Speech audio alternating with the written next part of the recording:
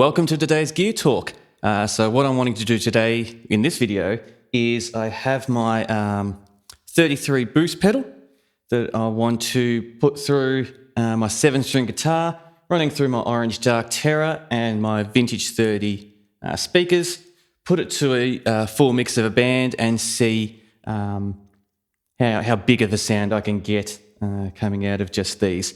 But my main inspiration to doing this video is how to actually capture the sound.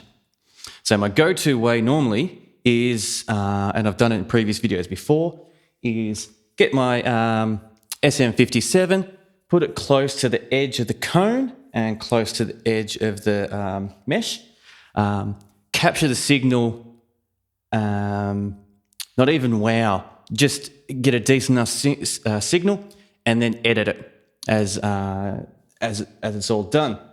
And a new technique which I've learned, which I've yet to actually put to practice yet, which is what today is all about, is doing multiple microphones on the cab, capturing them through a preamp, then putting them through one single signal into the audio interface, and kind of blending the sound before it actually hits the input, which I'm really, really keen to see if I can achieve what so many others have.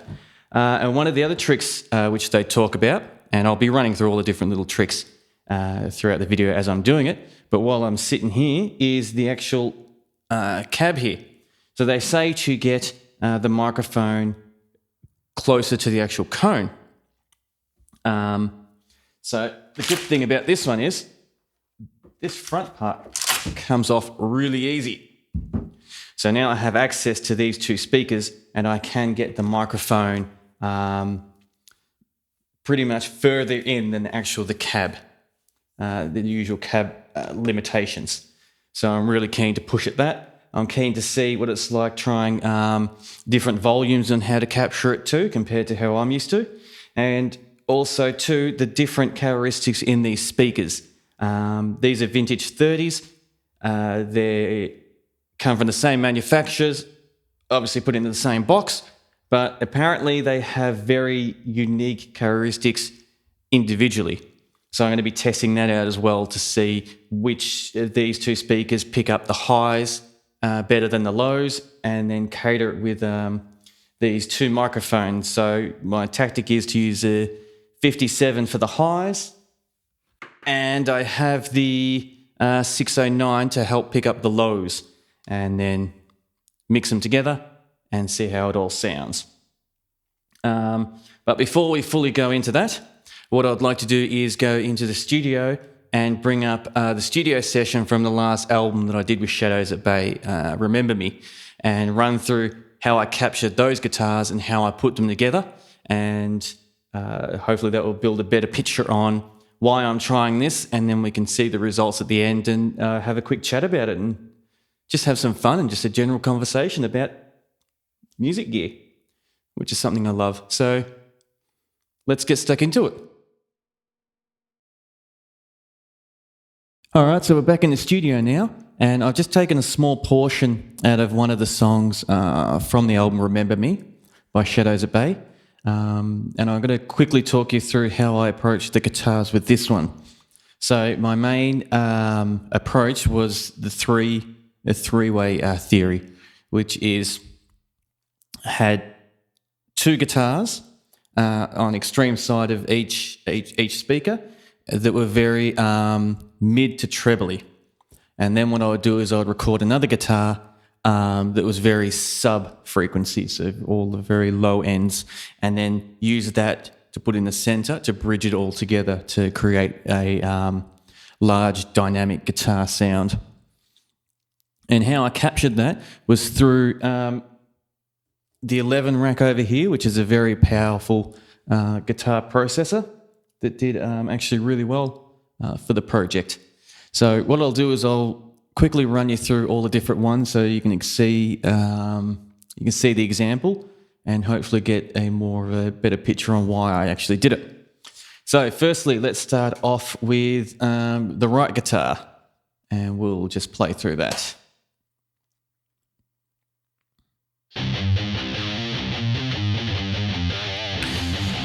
So by itself, it's not too flash.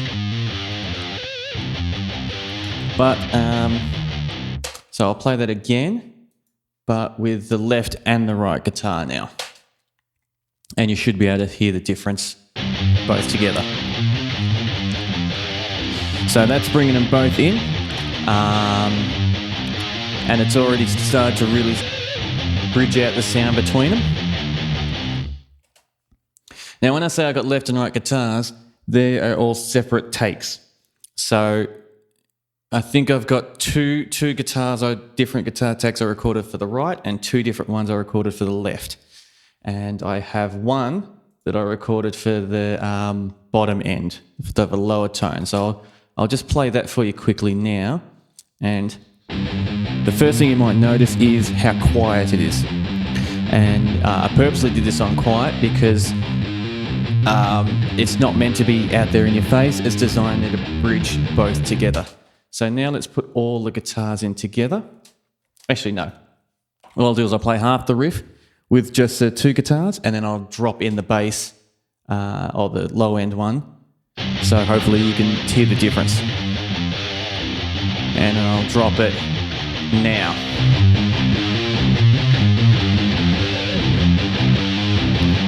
Yeah.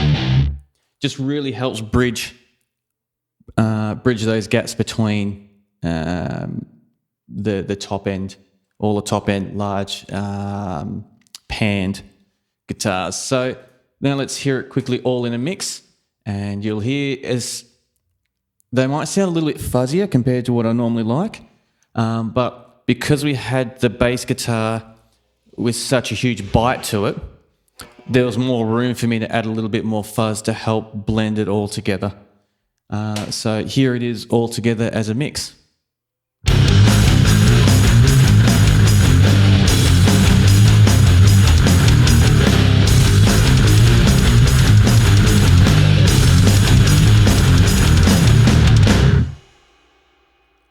So there you have it. That is my basic approach and results on how I got the guitars for the album Remember Me. So yeah, let's move things on then. I just wanted to give you a quick overall of that, and let's go back to the 7-string stuff. So now we're up to the next stage of the project. I've got a really good sound out of just here, which is really good. I've got enough volume because some of the advice I heard was put it loud enough just so you can start seeing the speaker move, which is very different to normally how I'll try to get it.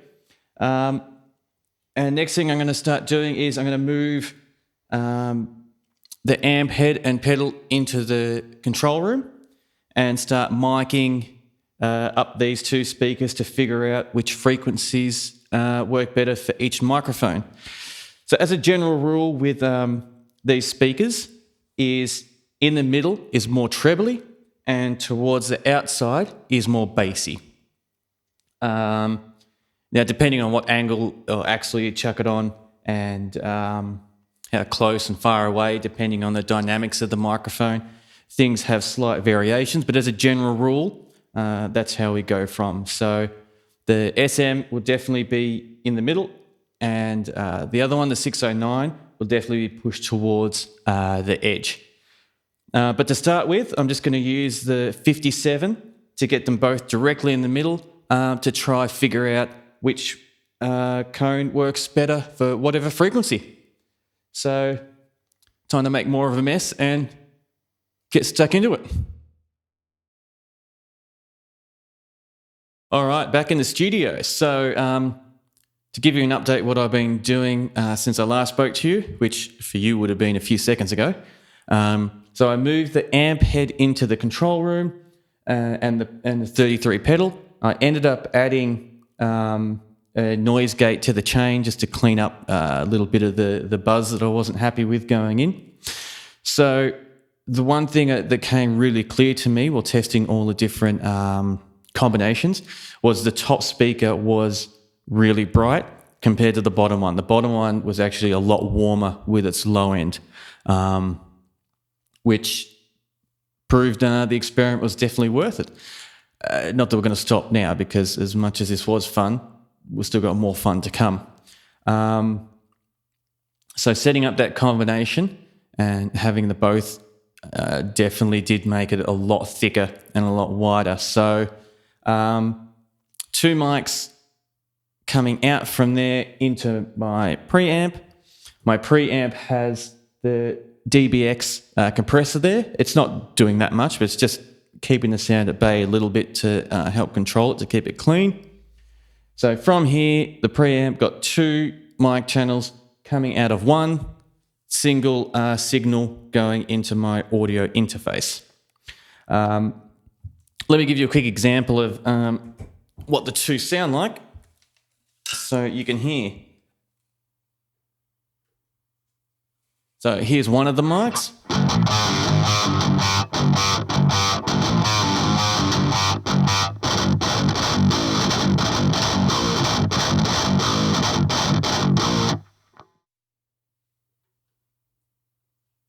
And here's the other one.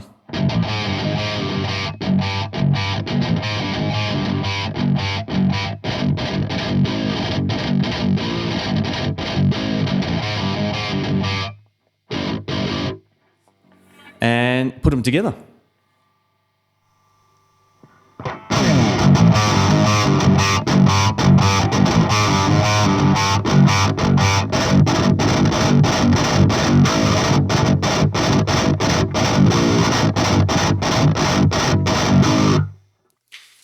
Yeah, big sound. Really makes a big difference. So now it's a matter of getting the song and figuring out within the song how I actually want to blend the deeper set mic compared to the brighter mic. So that's exactly what I'm going to do now. I'm going to go work on a song, record it for you, and hopefully you enjoy it. And then afterwards, I'll just give my final thoughts, and then we can see where it all stands at the end.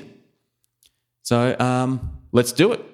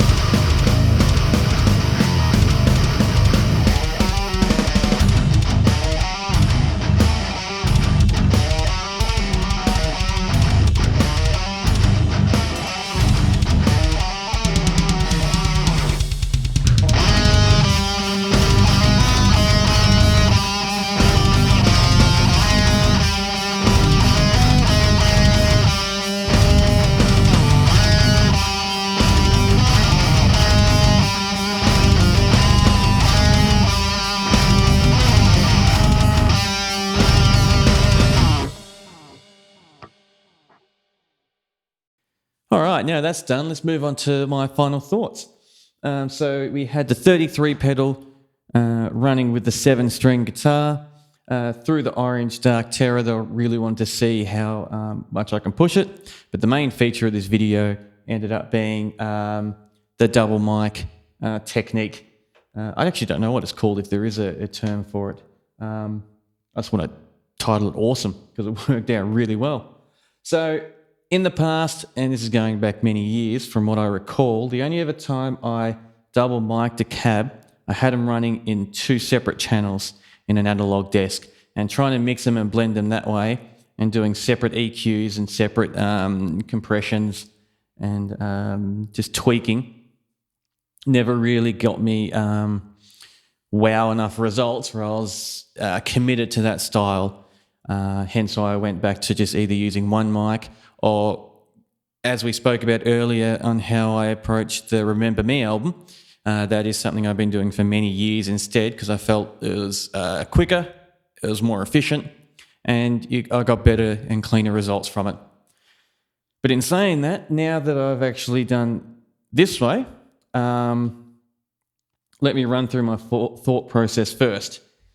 First thing I noticed with the 2 different mics and actually opening up from the mesh and getting the mics closer, that made a huge difference. So I got a lot clearer sound and direct sound from there. It was a lot more punchier as well, which is good, and a lot less area, which makes sense because the further you leave away the mic, the more space there is, the more air, and you get that. It's not so much unwanted ambience, but definitely something that I wasn't looking for. So that was really cool. Getting to know the two different speakers on their individual characteristics, that blew me away on how different they actually were.